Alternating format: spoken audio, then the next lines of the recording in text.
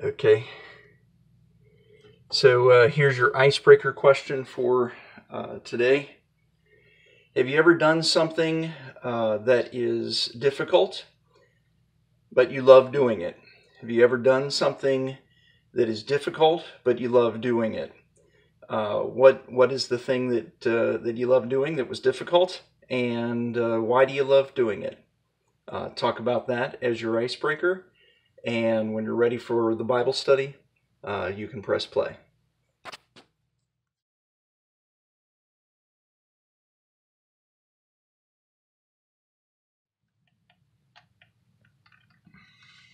Okay, well, it didn't leak.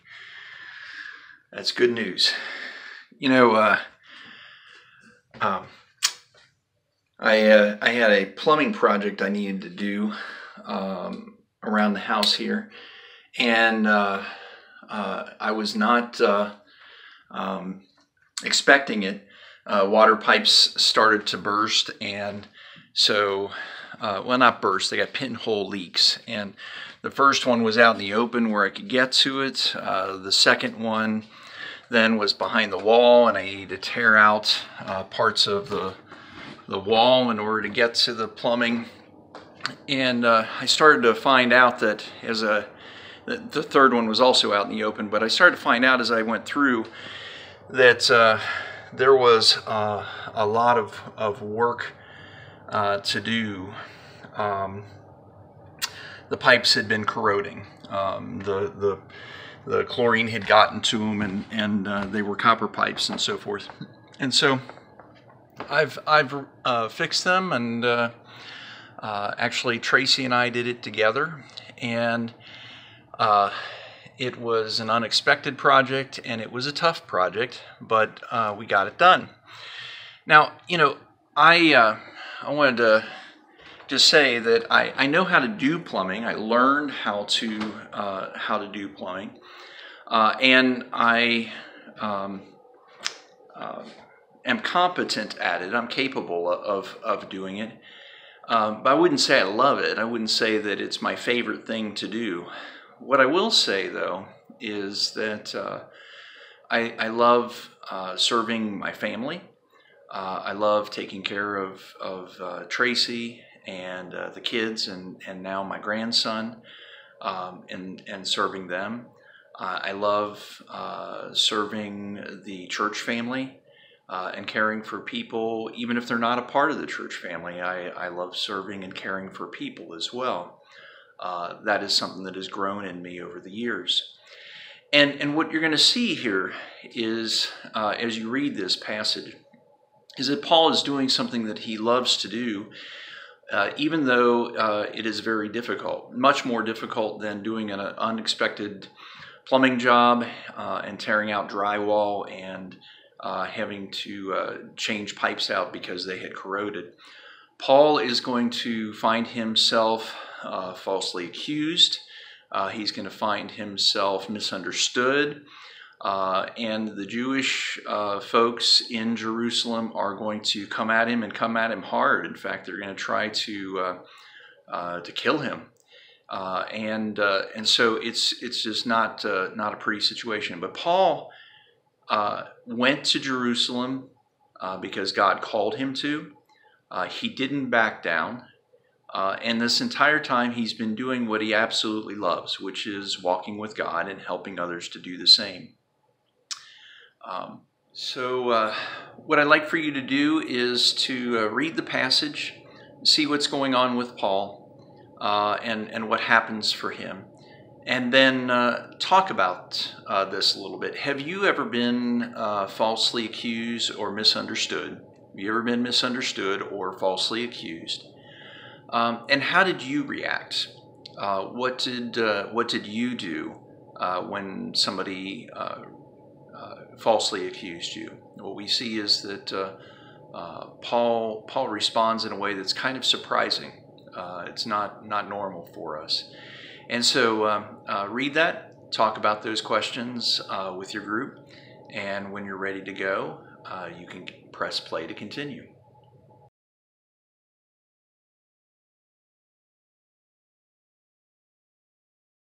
It looks like we're all set here. I'm just starting to clean up my tools. The water pipes are done. We've got everything working throughout the house. There's one last little piece I'm going to need to do, but that is not for right now. Right now is cleaning up my tools. And that's something I learned when I was working with my dad as a boy and as a young man. And of course, I learned it when I was working in the construction company as well. There's a lot of things that I learned in those years, working in the construction company, and then I worked with power company and so forth. One of the things that I learned was we'll just call it an extended vocabulary. And, so when I would get upset on a job, doing something on a job, I would use colorful language as a part of that. Something didn't go right. I'd be yelling something or saying something or, cursing something. And I'll tell you that I had a tough time doing this particular plumbing job. Every step of the way, there were problems.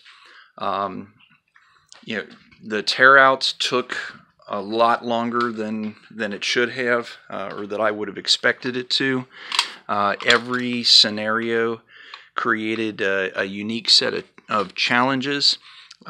Every time I would go to do something, it wouldn't work as I would expect it to. And it just kept getting, worse and worse and worse. And maybe it's because I'm getting older, and maybe because I'm in grandpa mode, or maybe it's because my walk with God is different now than it was when I was 21. But I will tell you that the old language, the old way of approaching things, the old way of getting frustrated when things did not go right, none of that happened this time. Now, there were times where I just stopped and I started laughing because everything was going wrong. And Tracy was here. She was helping me during sections of it, and she says, "Well, at least you're laughing. You could be doing a lot worse." It was kind of a laugh or cry, or do what I used to do when I was 21, kind of a scenario. And I guess just realizing that there are times when it is easier to walk with God, and there's times when it's more difficult to walk with God. And working on a plumbing job that doesn't go right was one of those times where it's more difficult for me to walk with God because of my old habits, because of the way I used to do things. And what you're going to see is that Paul, as he ends up talking to folks, his own Jewish brothers are trying to put him to death. I mean, they were trying to kill him before the Roman soldiers finally intervened. And Paul asks the Roman soldiers if he can talk to his Jewish brothers. What strikes me as I read this passage is that he could have very easily gone negative. These were people that he used to go to church with. These were people who were his friends and family members and so forth, and they've turned against him all the way. They see him as enemy, and he could easily see them as an enemy, but clearly he does not. He sees them as his brothers, as his Jewish brothers and sisters, and he sees them as potential Christian brothers and sisters. And so he walks with God, and he uses words to speak the truth in love to build them up. And even the Roman soldiers, I mean, these are his oppressors. but he doesn't see them or treat them as though they are oppressors or an enemy. He uses words like please, and he treats them with respect and kindness. And it's obvious from other times where we see Paul interacting with Roman soldiers that he sees them as potential Christian brothers. And so he treats them as such, as human beings made in the image of God, and he treats them with respect, and he reaches out to them, trying to help anybody he comes in contact with to walk with God. And that starts by being a man of God himself, choosing to walk with God, choosing his words so that they are words that God would say, that build up the body of Christ, build people up who are made in the image of God. And so as you read the passage, and I don't think I have the full passage there, but you could look it up in your Bible if you want to read the full passage. My question is just that. When do you find it easier and when do you find it more difficult to walk with God? And even to use words that build people up, speaking the truth in love. Talk about that in your group after reading the passage, and then press play when you're ready to continue.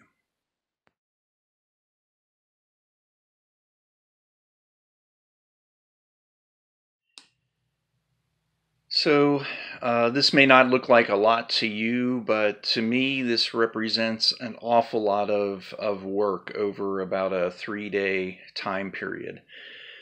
This is all the copper piping that had corroded, that got pulled out of the walls, plaster knocked down, and pipe that got replaced, going to a bathroom and through a center section of the house. And as I started getting into it and it started getting more and more difficult, I started to, I actually stopped at one point very early on in the process. And I just stopped to talk to God and to pray and say, God, what's going on here? What are you doing? And what do you want me to do? And it was in that time, it was just not terribly long, maybe a few minutes of talking with God, that I felt a sense of reassurance that I was doing what I was supposed to do, that I was supposed to be using the skills that I had learned to serve my family and to take care of the home that we live in, and the home that God uses for ministry. And God just reassured me that I was doing what I was supposed to do during those 2-3 days, and because of that, it made the rest of it a lot easier.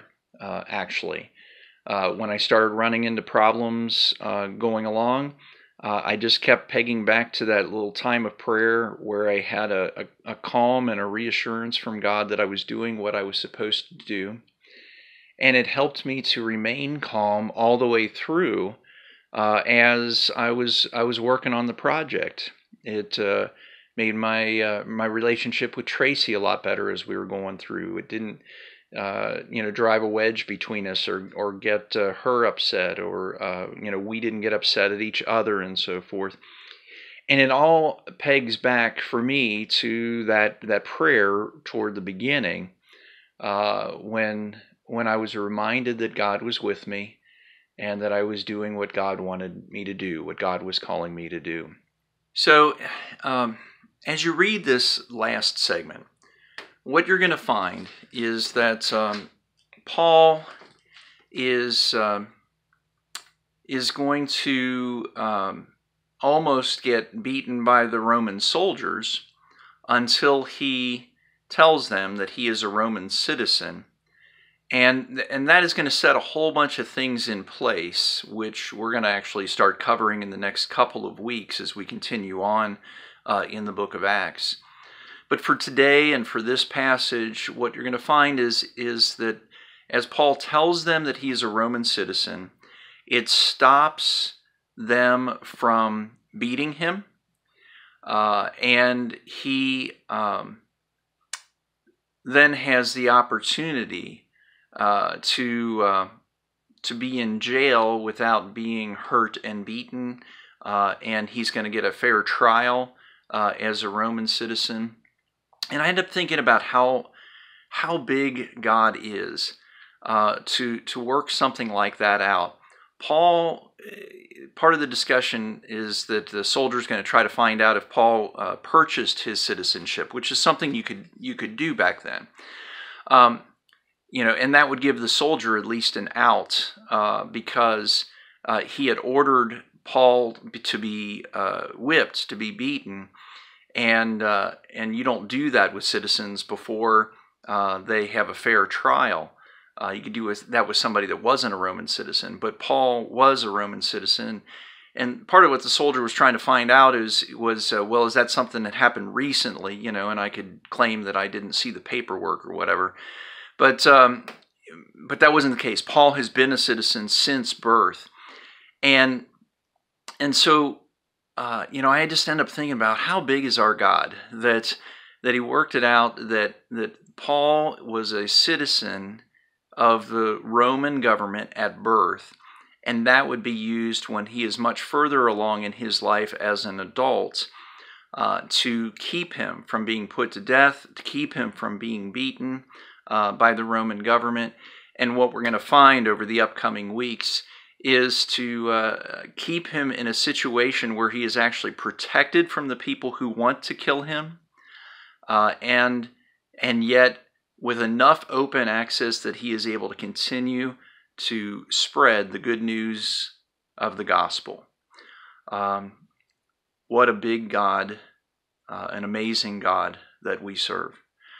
As you go to this last one, read the passage, and then just talk about that question. How do you find yourself remembering that God is with you, that you can trust God, even in the most difficult of circumstances? How do you remind yourself, how are you reminded that God is with you and that you can trust God, even when things seem to be going really, really bad in the worst of circumstances?